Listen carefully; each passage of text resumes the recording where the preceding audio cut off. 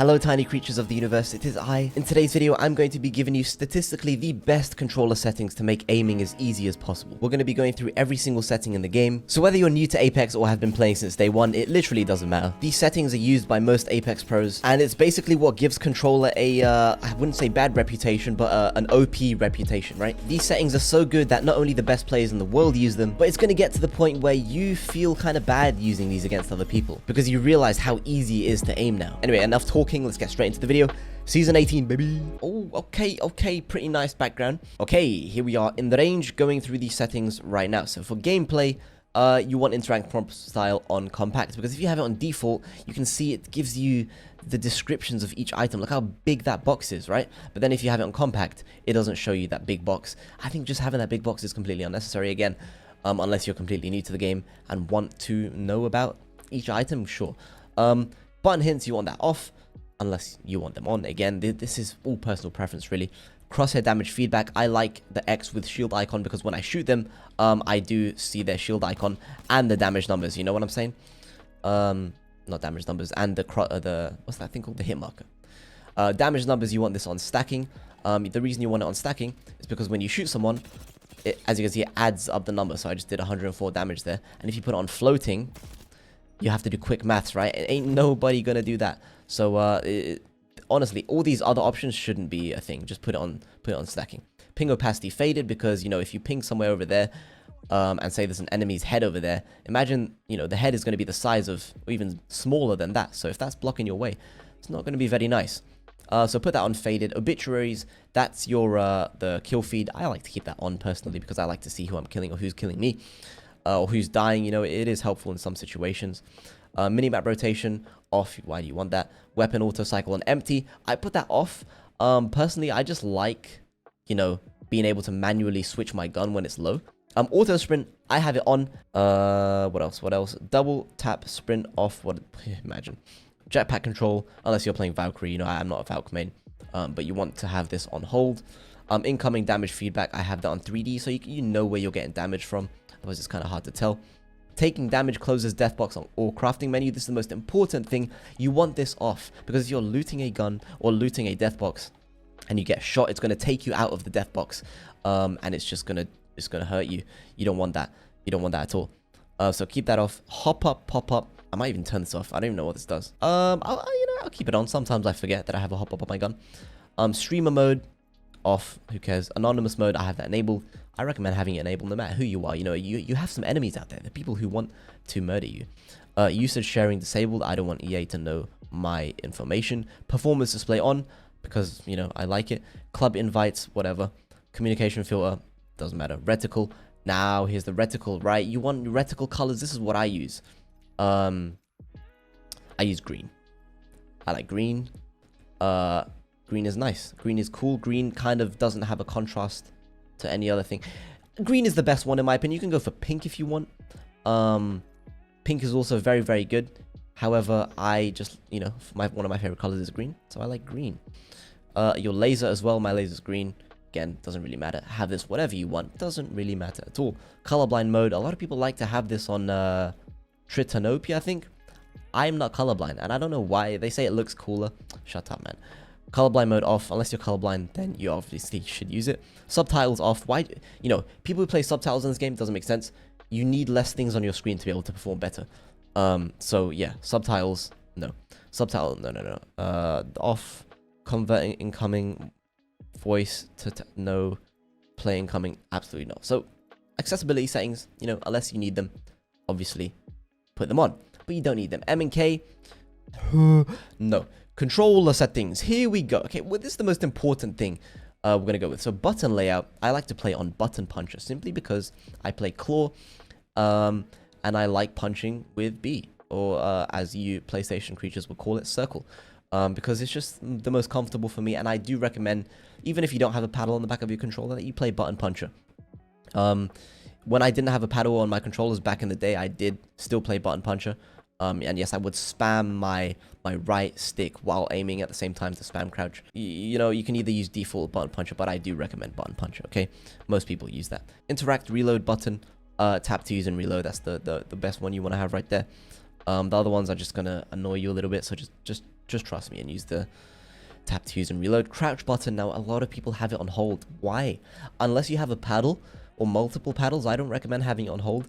No pro player really has this on hold, right? Maybe some do, but most are going to tell you that toggle is better because it allows you to focus more. And people say, oh, you get stuck in toggle.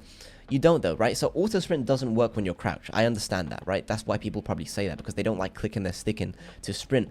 But the reason I have auto sprint on, or sorry, the reason I click in my stick is because when I'm crouched and I click in my stick, as you can see, it uncrouches me. So I'll never get stuck in crouch, right? So for the people who get stuck in crouch, you got to figure it out. Okay, just click in your stick and you'll be uncrouched. You want this on toggle, okay? Just trust me. I just don't like the idea of having to hold 3 buttons while trying to kill someone. You know, I have to hold the slide button, hold the aim in button, and the shoot button at the same time. That's a lot of buttons you have to press just to, you know, just to kill someone. I like to be sliding down the hill. See, I'm not even holding anything. I can just aim around, and I can, in my opinion, be more accurate that way. Unless you've been on hold your whole life, then stay on hold. But toggle is the way to go. Aim button, hold, obviously. Survival slot button. I have this off simply because I like to inspect my heirloom. No other reason than that. You know, if you... it actually is a disadvantage, because if you need to put heat shield down last minute, you have to go in your inventory and select the survival slot button. So yeah, survival slot button off if you want to inspect your stuff. Trigger dead zones, you want this on none so you can, you know, press the trigger. So the trigger activates as soon as you press like a little bit of it. You know what I'm saying? Like... boom boom. So you don't have to press the trigger as deeply for your gun to activate. You get me?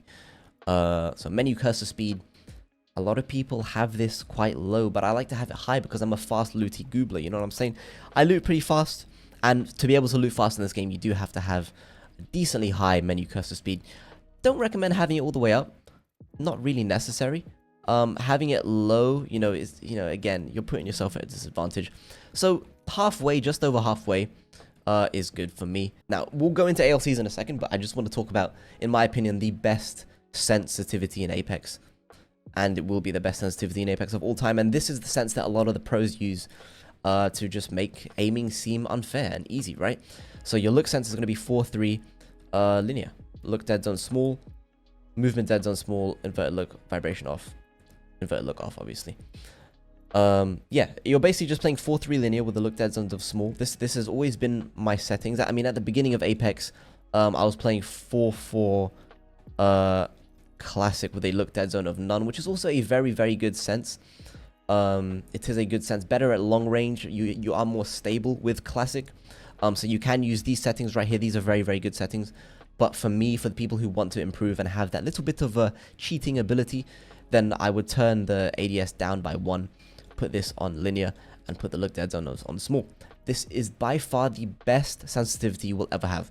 I don't mess with the per optic settings. They all feel fine with me. And Apex is one of those games you don't need a high sense. And now onto the ALCs. So ALCs, you know, a lot of people like having everything on 0. Okay, but the thing is, if you put everything on 0, it won't feel like a normal sense. So 4-3 linear, right? If you were to play 4-3 linear on ALCs, it kind of does look something similar to this. If not, I'm pretty sure it's exactly like this. I'm putting on the screen right now a chart of the sensitivities that you can use to be able to, you know, adjust your sense if you want. Outer threshold on 1, you don't need this. It's not going to affect your stick drift or anything like that, so don't worry about that. The only thing that's going to affect stick drift is your response curve and your dead zone. So the lower you have your response curve, the more linear it's going to feel. So the lower it is, the more control you have, the higher it is, the less control you have. But if you have it too low, you have less control, and obviously if you have it too high, you have less control. So you want to kind of find a place in the middle. Your speed 250, pitch speed 210. Always have your pitch speed 40 lower than your yaw speed, okay? That allows you to it just feels more natural that way. A lot of people like having these the same. I don't like the way it feels the same, so I do have this 40 lower. That is what it's like in the default anyway. Turning extra yaw, 220 is on default. Everything else is on default, as you can see, other than the ADS yaw speed and pitch, which is 1 click lower than the default, and then the pitch speed is actually 1 click higher. But yeah, these are the ALCs. Copy them if you want. Try them out. These are very, very user-friendly ALCs to get you started if you are just moving over to ALCs from regular sense. I forgot to go through the video settings, but for video settings, full screen, 16:9, 2K, brightness on 54%, field of view 110, you can have this on 108 or 100, completely up to you. FOV scaling, you have this disabled, sprint view shake normal, VSync disabled, NVIDIA reflex plus boost enabled, that's at 0. that's disabled. Anti-aliasing, I like having this at none. It makes the game sharper. TSAA kind of smooths the edges out. Everything else is just as low as it can possibly go. I hope this helped you a little bit, and I'll see you guys in the next video. I'm going to be uploading a lot more consistently. I did take a little bit of a well-needed break from YouTube, but I am back now. I'm not going to be taking it too extreme, I'm not going to be posting every day, but I indeed will be posting a lot more than I have been. I apologize for leaving you guys in the dust. I just really needed a break from the internet and social media in general. Needed to focus on myself and my health. As that is the most important thing a human can focus on nowadays, you know what I'm saying? But yeah, guys, take it easy. I'll see you guys in the next video. And yeah, I'm going to try reviving this channel and bringing all the tiny creatures of the universe back into one little room. Goodbye.